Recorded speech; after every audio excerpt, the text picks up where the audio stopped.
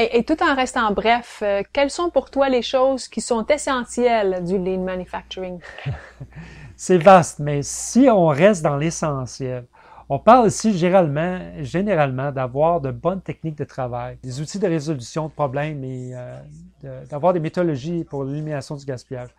On parle de ces techniques de travail comme le 5S, qui est une chose qui est très à la base, où on parle de débarrasser, ranger, nettoyer, ordonner et rester rigoureux à la fin. C'est une technique qui vise à l'amélioration continue des tâches. C'est sûr qu'on pourrait parler de plein d'autres techniques en production. On parle de SMD, Single Exchange of Die, qui est tout simplement un changement rapide d'outils, VSM, visualiser les flux de production, VOC, Voice of Customer, CPOC, Spaghetti Flow, Takt Time. Il y a TPM qui est une philosophie qui est Total Preventive Maintenance qui est très importante. Ce sont des équipements qui sont en haute production principalement. Il faut, dans le but d'augmenter la productivité avec des investissements modestes dans la maintenance, le TPM est définitivement une technique à utiliser.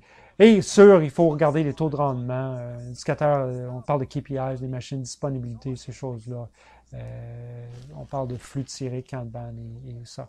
Et dans les outils de résolution de problèmes, on parle encore de Pareto, Five Whys, pourquoi, failure mode analysis, avoir des plans d'expérience et plein de choses comme ça.